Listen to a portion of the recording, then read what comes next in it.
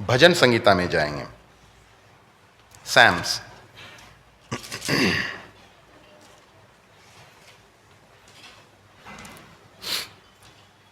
पिछले 3-4 साल से मैं केवल भजन संगीता में ही प्रचार कर रहा हूं, और अपने कलीसियाओं में भजन संगीता बहुत कम प्रचार किया जाता है। लोग डॉक्ट्रिन ज़्यादा प्रचार करते हैं, गलेशियंस, एफिशियंस, फिलिपियंस, कोलोशियंस से ज़्यादा प्रचार करते हैं। भजन संगीता बहुत कम प्रचार होता है। लेकिन मैं आपको प्रोत्साहित करता हूँ, भजन संगीता पढ़िए, बहुत ही महत्वपूर्ण भाग है। और विशेष करके कल जब आराधना करने के लिए आएंगे, हम लोग वो पुराने रीति रिवाज को लेकर के चले आ रहे हैं, जबकि हम भी ऐसा ही करते थे। लेकिन जब आप वचन पढ़ेंगे ना, तो जब हम आराधना के लिए भी आते हैं तो तैयारी के साथ आना है।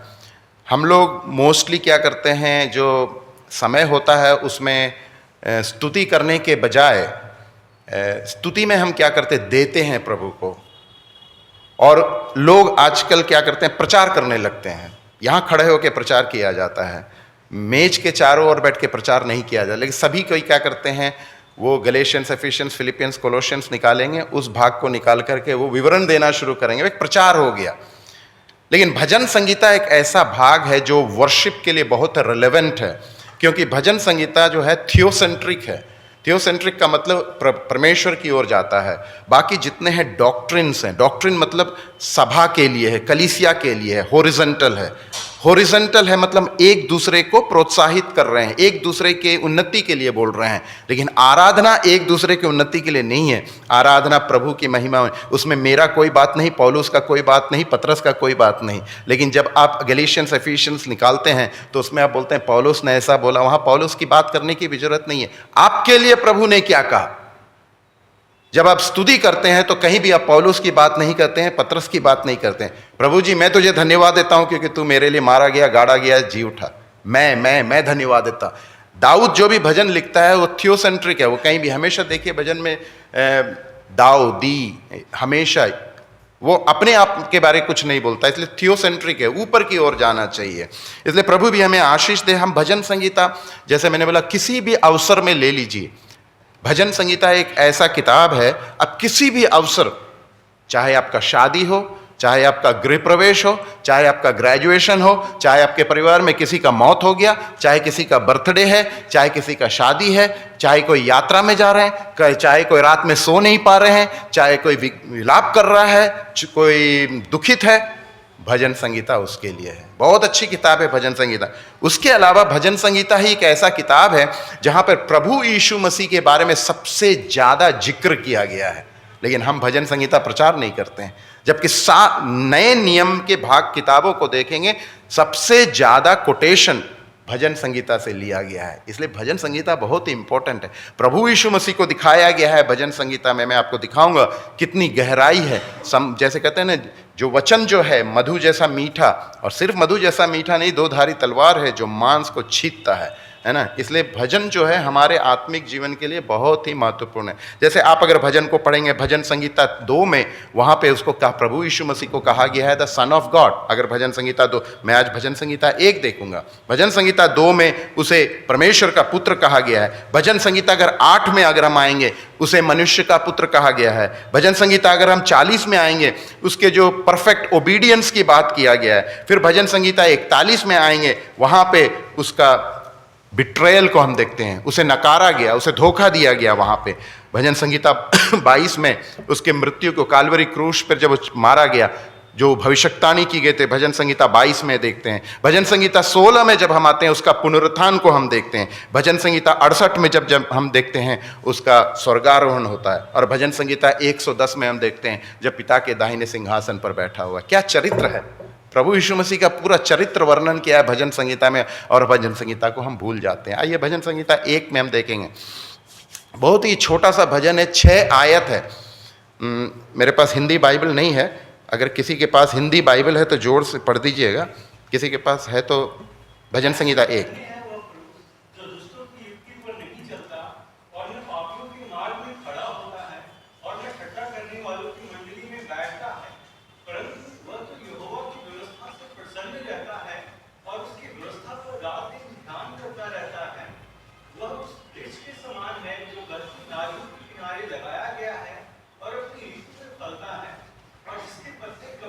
दिखाते नहीं, इसलिए जो कुछ वह पुरुष करे वह सफल होता है।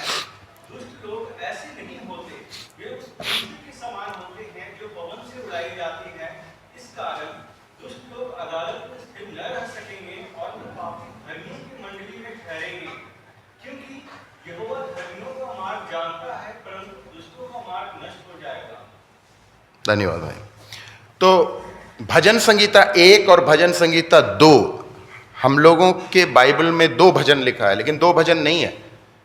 भजन संगीता 1 और भजन संगीता 2 एक ही भजन है। अगर आप देखेंगे भजन संगीता 1 का जो शुरुआत होता है और भजन संगीता का जो अंत होता है, वो देखिए एक ही चीज से शुरू होता है, एक ही चीज से अंत होता है। वहाँ ब्लेस्ड इज द मैन, और भजन संगीता 2 का आखिरी भाग भी लिखा है ब्लेस्ड इज द मैन। तो वो एक कहते हैं ना, एक सेंटेंस जब हम लिखते हैं उसका शुरू हुआ और उसका अंत हुआ, भजन संगीता 1 और 2, तो एक ही भजन है। अगर हमको पता करना है भजन संगीता 1 किसने लिखा है, वहाँ पे शीर्ष में नहीं दिया है किसने लिखा है, लेकिन हम अगर प्रेरित पौलुस की किताब उसका 4 अध्याय में आते हैं तो वहाँ भजन संगीता 2 से कोट किया गया है। ठीक है, जो हम यहाँ पर पढ़ते हैं, कौन सा भाग यहाँ पे है,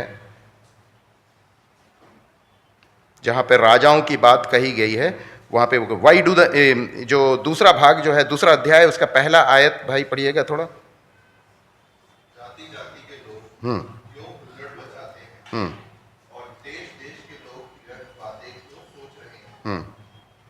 यहोवा और उसके अभिषेक के विरुद्ध पृथ्वी के राजा मिलकर और आगे आपस में सम्मति कर कहते हैं, आओ हम उनके बंधन तोड़ डालें और उनकी रस्सियों को अपने ऊपर से उतार फेंकें। बस अब प्रेरित पौलुस एक्ट्स को निकालिए, 4 अध्याय, प्रेरित पौलुस की जो किताब है 4 अध्याय और 24 से 28 अगर आप पढ़ेंगे, यही भाग वहां पे लिखा है। वहां पे लिखा है किसने बोला है, तो हमको पता चलता है कि भजन संगीता 2 किसने लिखा है। और मैंने बोला भजन संगीता 1 और 2 एक ही भजन है, इसका मतलब भजन संगीता 1 किसने लिखा, दाऊद ने लिखा है। थोड़ा पढ़िएगा उसको, एक्ट्स 4 का।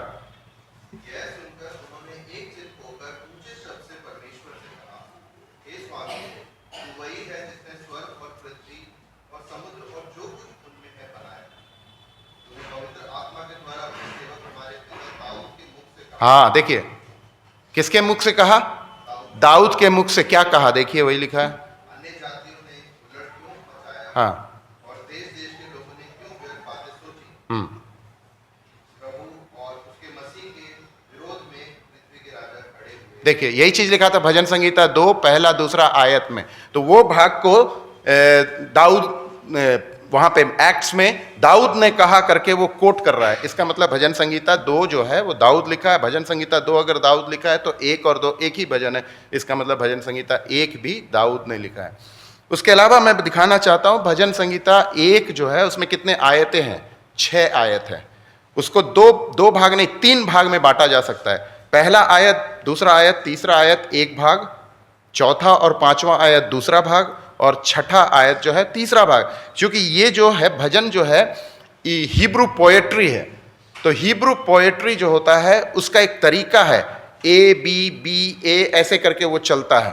तो हिब्रू जो पोएट्री के हिसाब से ये लिखा गया है, इसलिए आप देखेंगे जो पहला बोला जाएगा उसका विपरीत दूसरा बोला जाएगा। तो ये एक तरीका है, कहते हैं कविता लिखने का तरीका है, इसलिए ऐसा लिखा गया। तो पहला जो भाग है 1, 2 और 3, उसका विपरीत आपको मिलेगा 4 और 5, और 6ठा जो आयत है दोनों को लाके खड़ा कर दिया और उसका सम है वहां पे। इस बात को हम देखेंगे। तो जो पहला भाग जो हम देखेंगे वहां ब्लेस्ड इज द मैन कहा गया है। तो दुनिया में जो है कितने प्रकार के लोग होते हैं, अगर आपसे पूछा जाए, आपसे अगर पूछा जाए दुनिया में कितने प्रकार के लोग हैं, क्या बोलेंगे आप? कुछ भी है, कुछ भी जवाब, कितने प्रकार के लोग हैं? कुछ भी, कोई भी नंबर बोलो, शर्माना नहीं है। अरे हम भी ऐसे पीछे बैठा करते थे, आज यहां खड़ा होकर प्रचार, चिंता नहीं कर, कल तुम भी खड़ा हो जाओगे। 1, 2, 3, 4, 5 बोलो ना, कितना? 4, ठीक है। कोई बोलेगा 5, कोई बोलेगा 6, कोई बोलेगा लंबा है, कोई नाटा है, कोई लड़का है, कोई लड़की है, कोई पतला है, कोई दुबला है, कोई काला है, कोई गोरा है। कितने प्रकार के लोग हैं अगर पूछा जाएगा तो एक मनुष्य बताएगा ऐसे। लेकिन परमेश्वर के हिसाब से इस दुनिया में सिर्फ 2 ही प्रकार के लोग हैं, तीसरा कोई नहीं है। ना लड़का है ना लड़की है, बाइबल में कहीं नहीं लिखा है। भाई ब्रदर्स लिखा गया है, तो ब्रदर्स का मतलब क्या, पुरुष थोड़ी है। तो प्रभु के निगाह में सिर्फ दो प्रकार के लोग होते हैं। और आज सवाल आपके पास यह आएगा कि आप किस ग्रुप में हैं, पहला ग्रुप में है या दूसरा ग्रुप में है। रोमी की पत्री में अगर आएंगे, वहां पे लिखा है कि धर्मी जन कौन है। जो भी व्यक्ति प्रभु यीशु मसीह को अपने उद्धारकर्ता के रूप में ग्रहण किया है उसे धर्मी कहा गया है। जो व्यक्ति प्रभु यीशु मसीह को अपने उद्धारकर्ता के रूप में ग्रहण नहीं किया उसे अधर्मी कहा गया है। ये डेफिनेशन है धर्मी और अधर्मी का। लेकिन हमसे अगर आपसे पूछा जाएगा तो धर्मी हम बोलेंगे जो व्यक्ति दान पुण्य करता है, जो अच्छा करता है, जो किसी से झूठ नहीं बोलता है, जो किसी का बुराई नहीं करता है, जो समाज का सेवा करता है, उसे हम धर्मी बोलेंगे। नहीं, वो तो अच्छे गुण हो गए। परमेश्वर का वचन में बता, आपका उद्धार आपके कर्मों से नहीं हुआ। लोग बोलते हैं ना, अच्छे कर्मों से हमारा उद्धार हो जाएगा। तो यशायाह भविष्यवक्ता बोलती है हमारे अच्छे कर्म जो है चिथड़े कपड़े के समान है। इट्स लाइक फिल्दी रैग्स जिसको हम कहते हैं। तो हमारा कोई अच्छा कर्म है नहीं। मैं अपनी पत्नी से इसलिए प्यार करता हूं, मैं स्वार्थी हूं, मैं अपने पत्नी से कुछ चाहता हूं। मैं अपने बच्चे से इसलिए प्यार करता हूं क्योंकि मैं उससे कुछ चाहता हूं। मेरा बच्चा मुझसे इसलिए प्यार करता है क्योंकि वो मुझसे कुछ चाहता है। वो स्वार्थी प्यार है। लेकिन प्रभु यीशु मसीह का जो प्यार है सिर्फ निस्वार्थी है। इसलिए हमारा कोई भी काम अच्छा है नहीं, आप कुछ भी अच्छा कर नहीं सकते हैं। तो कुछ लोग जो बोलते हैं हमारे अच्छे कर्मों से उद्धार हो जाएगा, नहीं, हमारे अच्छे कर्मों से उद्धार नहीं होता है, बल्कि अच्छा कर्म जो है वो उद्धार का फल है। अगर आप उद्धार पाए हुए व्यक्ति हैं तो अच्छा कर्म आपका फल होना चाहिए, आपका स्वभाव होना चाहिए। You are not saved by good works, but good works is the fruit of your salvation. बात समझ गए ना? तो आपका उद्धार का फल है अच्छा कर्म, ना कि अच्छा कर्म से आपका उद्धार होगा। तो गलत बात है। तो प्रभु यीशु मसीह के निगाह में, परमेश्वर के निगाह में एक धर्मी व्यक्ति वो है जो प्रभु यीशु मसीह को ग्रहण किया। यहां पे दो प्रकार के व्यक्ति की बात कही गई है। आज मैं आपको यह बताना चाहता हूं, अगर आपने प्रभु यीशु मसीह को, चाहे कोई भी बच्चे हो, कोई भी अभी तक प्रभु यीशु मसीह को ग्रहण नहीं किए हैं, तो आपको अधर्मी कहा गया है, आपको दुष्ट कहा गया है। चुभता है, वो वाक्य जो है चुभता है। लेकिन परमेश्वर का वचन कहता है आप अधर्मी हैं। आपको क्या कहा है? दुष्ट व्यक्ति कहा गया। वही यहां पे लिखा है, दुष्ट व्यक्ति, अनगॉडली, विकेड, है ना? इंग्लिश में लिखा है विकेड। अगर आप प्रभु यीशु मसीह को उद्धारकर्ता के रूप में ग्रहण किए, ब्लेसेड लिखा है। लेकिन ब्लेसेड जो वाक्य है वो भी, चूंकि हम अंग्रेजी भाषा पढ़े हुए हैं तो हम अंग्रेजी भाषा से उस उस जो शब्द है उसको हम लेते हैं, लेकिन वो गलत है। ब्लेसेड का मतलब जैसे हम बोलते हैं ना धन्य, धन्य नहीं। जो एक्चुअल उसका मीनिंग है धन्य नहीं है, happy. Happy is the man. तो आज आपसे सवाल किया जाएगा, अगर आप धर्मी व्यक्ति हैं तो क्या हैप्पी हैं? पहला पॉइंट, ब्लेसेड इज, क्या लिखा है? The man. क्या पढ़ा था आपने भाई? धर्मी है वो पुरुष। तो सबसे पहला पॉइंट जो होगा, क्या आप धर्मी हैं, धन्य हैं, क्या आप खुश हैं? Are you happy in the Lord? That is the first point. If you are a child of God, you have to be happy, not in yourself but in the Lord. हमारी जो खुशी है इस बात पे निर्भर नहीं करता है कि हमारा जिंदगी खुशहाल है। हमारा जो खुशी है इस बात पे निर्भर करना चाहिए कि प्रभु यीशु मसीह में होने के कारण मैं खुश हूं। जिस दिन प्रभु यीशु मसीह को मैंने ग्रहण किया, मेरा जीवन बदल गया और मुझ में वो खुशी है। So our happiness should not be dependent on your circumstances. लेकिन हम लोग, हर कोई, हमारे जिंदगी में कुछ परेशानी आ गया, मुसीबत आ गया, तो are you happy in the Lord? सही बोलिए। आपके जीवन में बीमारी हो गया, आपके जीवन में तकलीफ हो गया, आप जो प्रार्थना की आपको नहीं मिला, तो क्या आप खुश हैं? नहीं खुश हैं।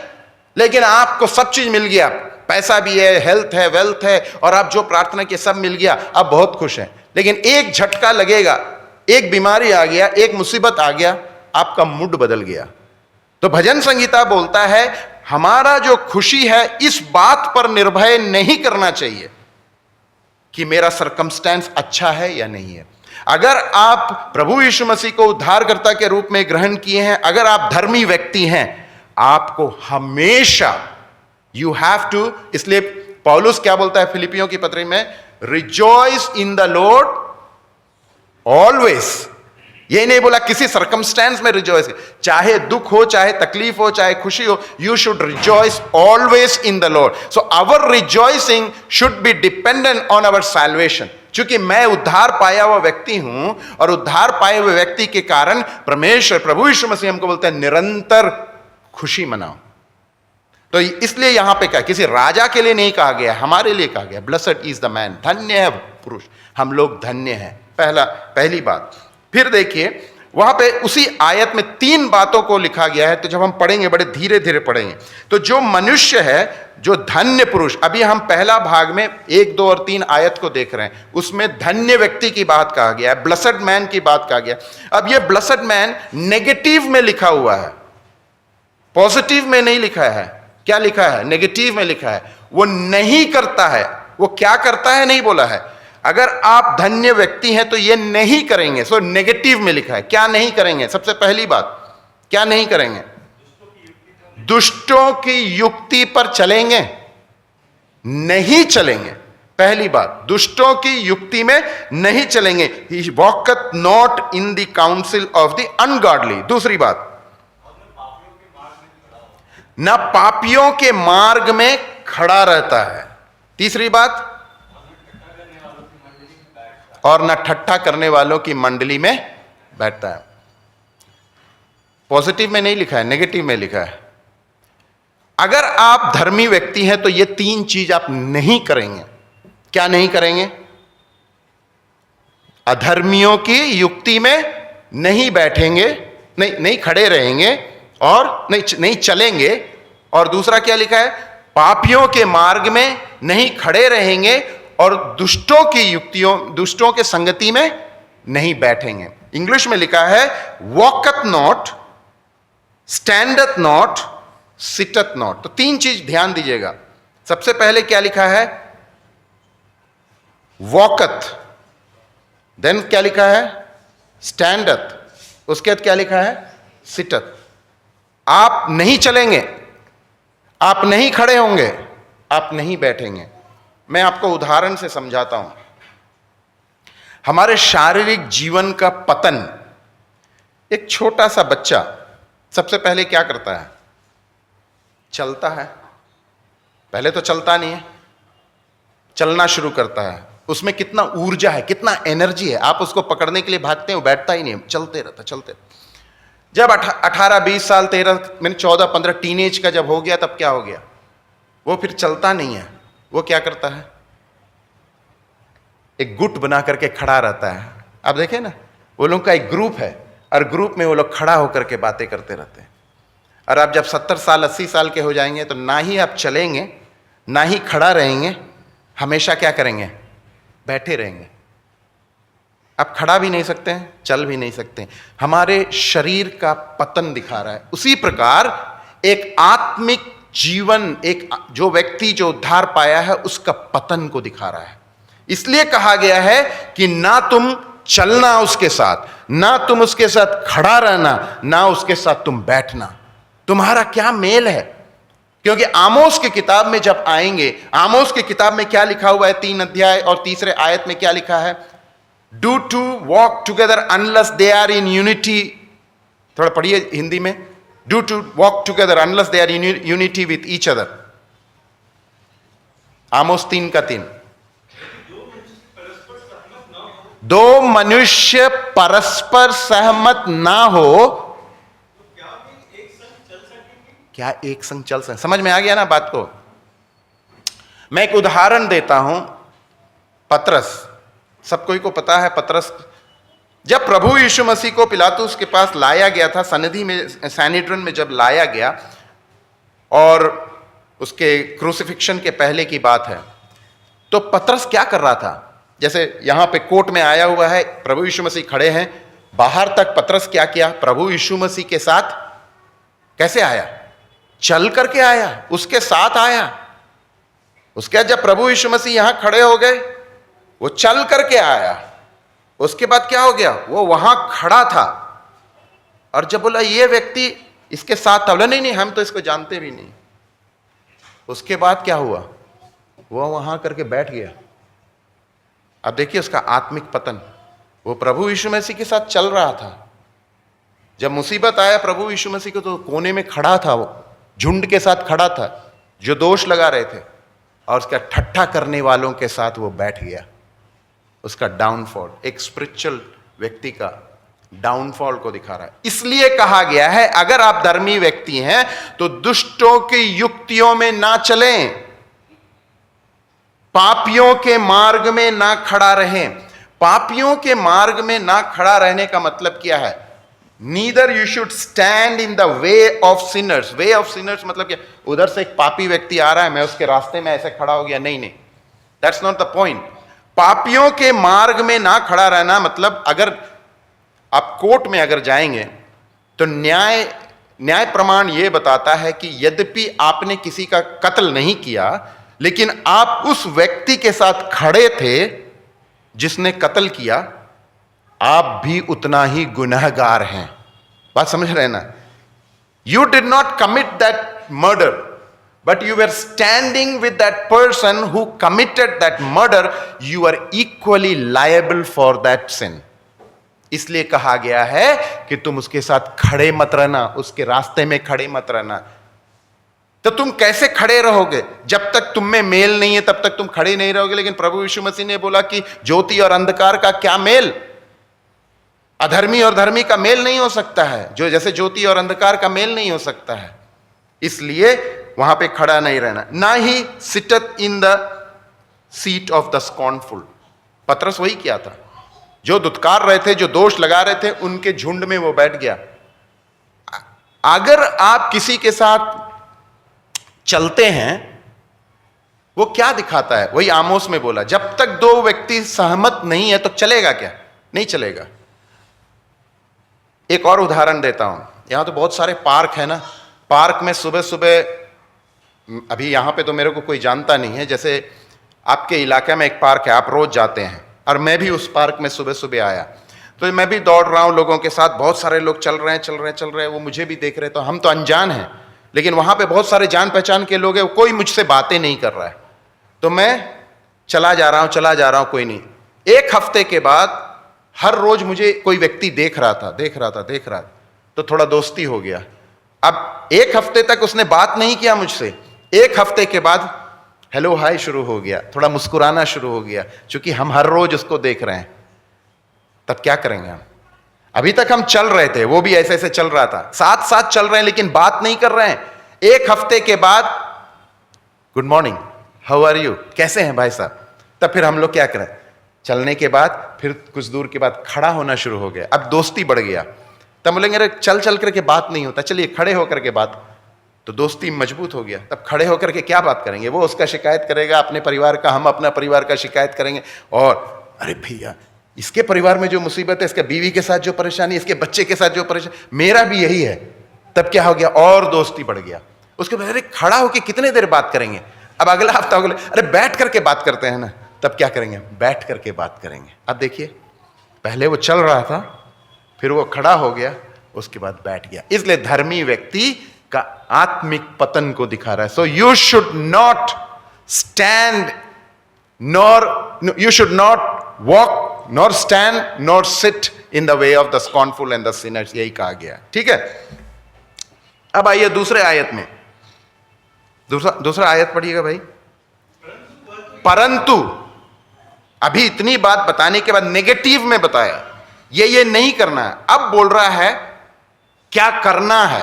मैंने बोला ना, हिब्रू पोएट्री का ये तरीका है। सबसे पहले बोला नहीं करो, अब दूसरे आयत में बोलता है ये करो।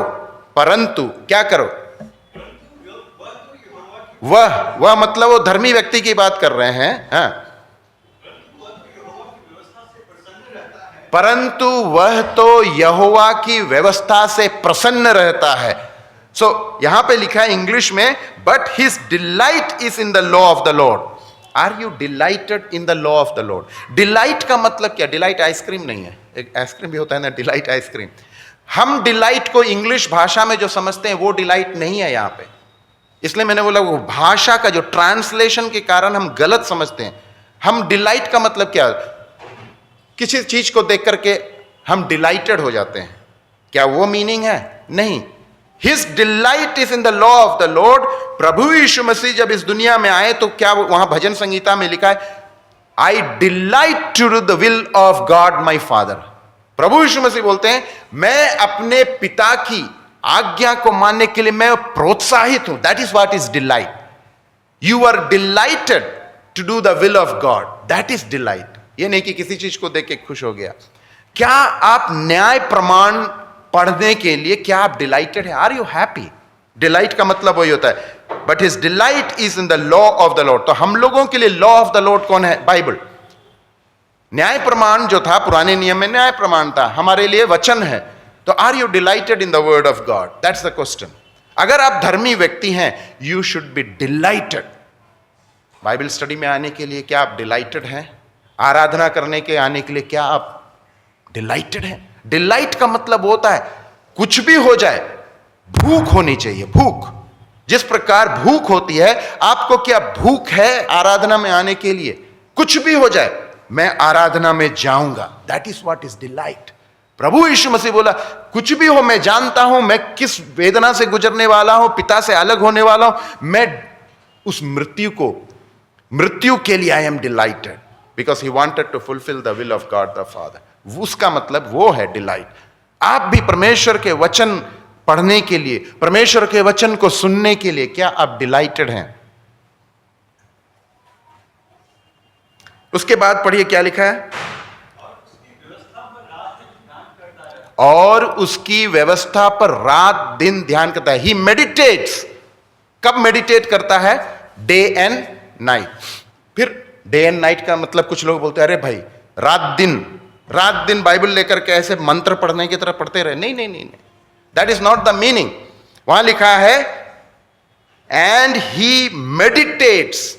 मेडिटेशन का मतलब क्या है? कितने लोग योगा जानते हैं या सुने हैं? योगा क्या बोलते हैं? योगा में क्या सिखाते हैं?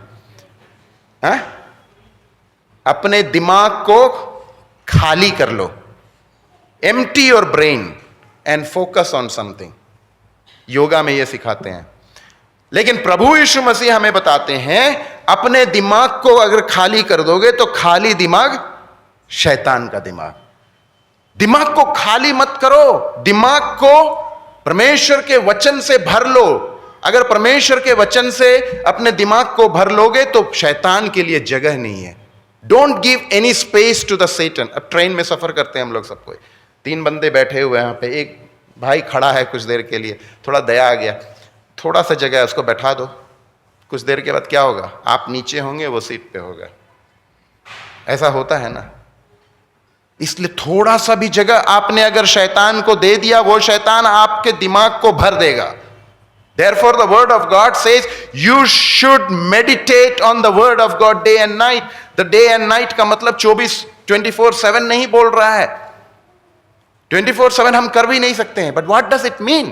यहां पे जो word यूज किया है and he meditates, that word meditation. सबसे अच्छा उदाहरण है गाय. कितने लोगों ने गाय को देखा है? अब गाय को देखें, गाय, काउ, COW, काउ. उसको अगर देखेंगे दिन भर खेत में चर रहा है, बाहर जाके चर रहा है, उसके बाद अपने घर में आके वो क्या करती है? बैठ जाती है. बैठ करके क्या करती है? आजकल हमारे कलीसिया में बहुत ऐसे लोग आते हैं, गायें हैं. आप देखे होंगे, आपके कलीसिया की बात नहीं कर रहे हैं, हमारे कलीसिया में बहुत सारी गायें हैं. वो क्या करते हैं? दैट इज यज्ञे, चिबाना. तो गाय क्या करती है? गाय जो घास भूसा को खाई है, उसका पेट तो इतना बड़ा होता है, पूरा उसमें ठूस लेगा. ठूस लेने के बाद उसको धकार मारेगा, फिर मुंह में लाएगा, chewing the curd, उसको चिबा चिबा के until the last juice, वो पूरा उसको खींच करके फिर अंदर डालेगा, फिर बाकी जो है उसको ऊपर लाएगा, फिर उसको चिबाने. That is what the cow is doing, chewing the curd.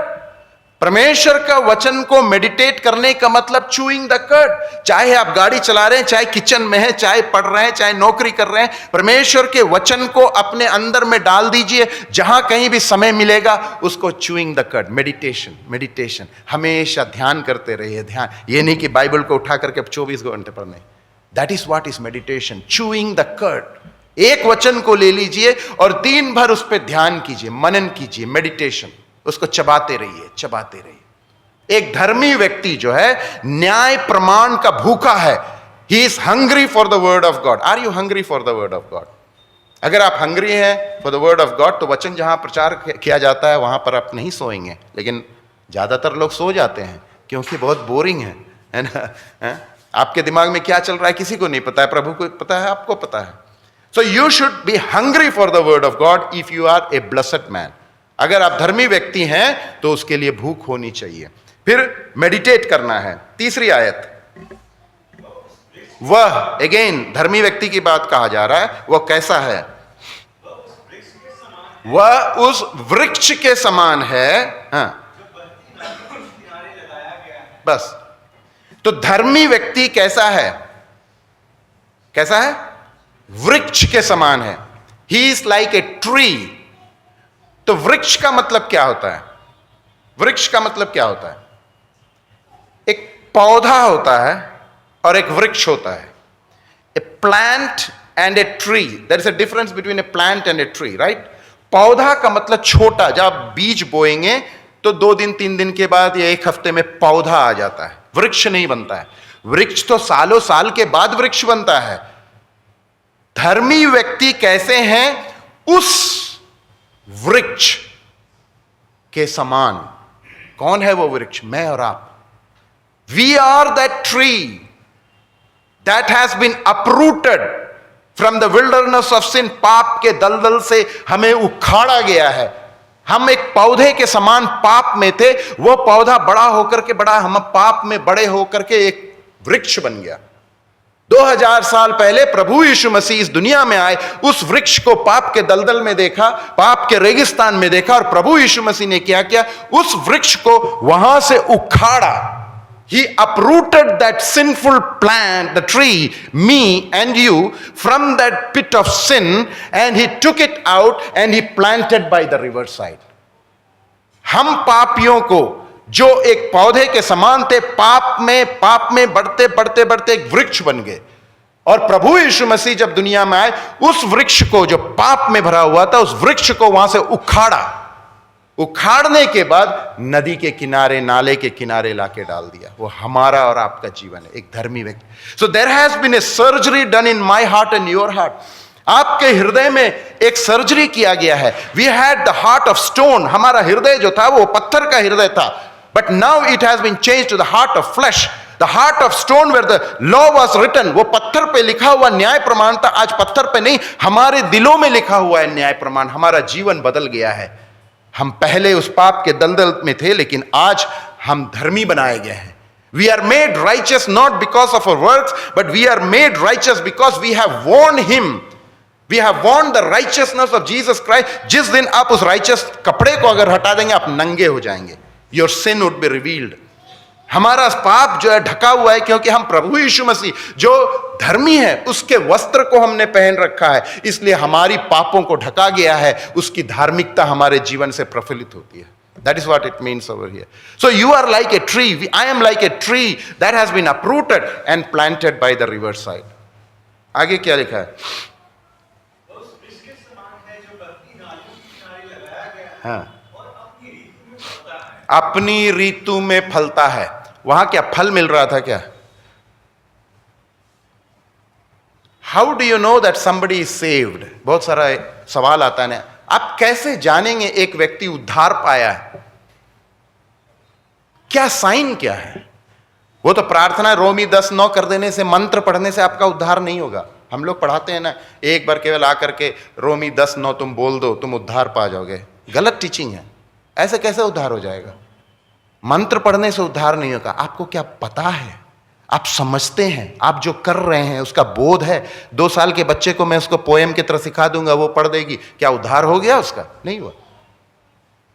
If you are saved और somebody is saved, when you look at the fruit, you will know that he is saved. एक पेड़ अच्छा पेड़ है कैसे पता चलेगा? उसके फल से पता चलेगा। By its fruit you know whether it's a good tree or a bad tree. एक विश्वासी सही रूप से वो उद्धार पाया है, उसके फल से आप जानेंगे। यहां पे क्या लिखा है? वो वृक्ष को उसने नदी के किनारे प्लांट कर रखा है जो क्या करता है? फल लाता है, अपने ऋतु में फल लाता है। Are you bearing fruit? उद्धार तो पा लिए, उससे पाने से क्या होगा? प्रभु यीशु मसीह उससे संतुष्ट नहीं है। He is looking for the fruit. Are you bearing the fruit? क्योंकि प्रभु यीशु मसीह ने जो भी करना था उन्होंने कर दिया। अपनी जान को हमारे लिए दे दिया, हमारे पापों को अपने ऊपर उठा लिया, अपनी लहू को बहाया, अपनी कुर्बानी कर दी, पिता से अलग हो गया, सब चीज उसने कर लिया। उसने तो अपना काम कर दिया। आपने क्या किया? आप केवल स्वीकार करने से नहीं होगा, आपका जीवन बदला। अगर जीवन बदला है तो फल कहां है? Where is the fruit? He is looking at the fruit because he did so much for you and me. Now where is the fruit? And that is why it says the axe is kept at the bottom of the tree, at the root of the tree. 1 साल 2 साल wait कर रहे, आज फल आएगा, कल फल आएगा, ready to be chopped off. अगर आप धर्मी व्यक्ति हैं, आपको समझना है प्रभु यीशु मसीह ने आपके लिए क्या किया और आप फल दे रहे हैं या नहीं दे रहे हैं। You are like a tree planted by the river side which beareth fruit in all season. आगे क्या लिखा है?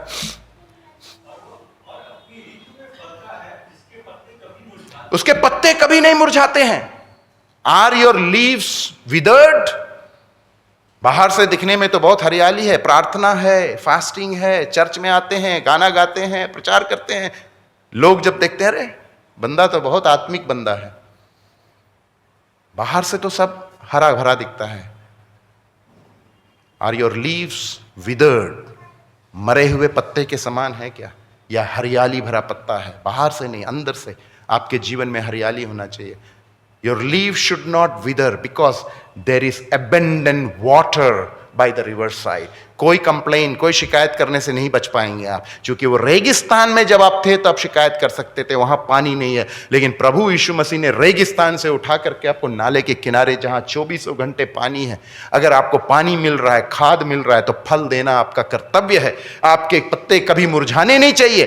पत्ता कब मुरझाएगा? जब पानी नहीं है तभी मुरझाएगा। लेकिन आपके पानी, यह पानी कौन है?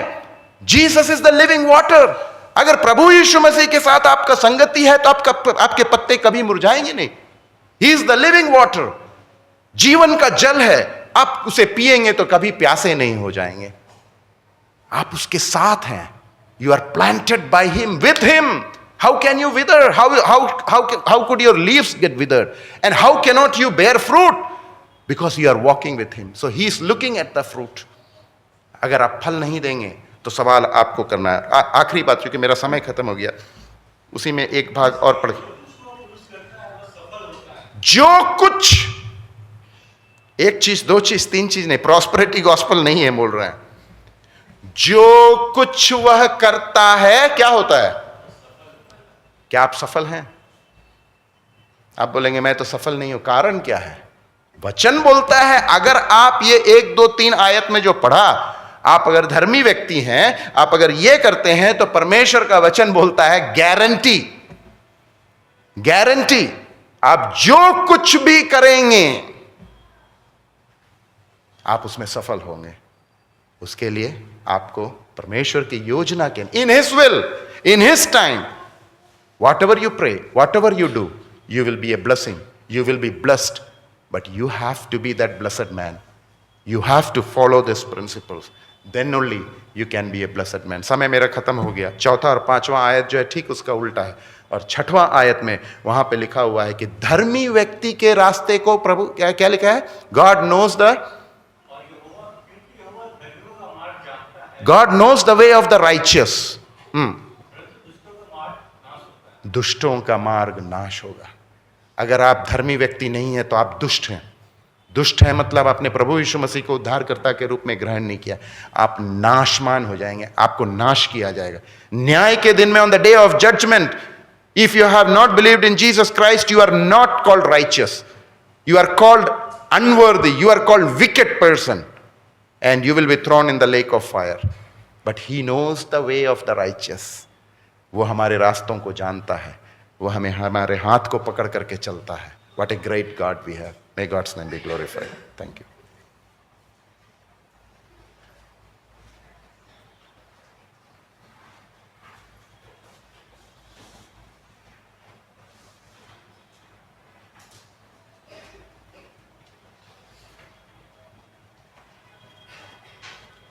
सभी को जय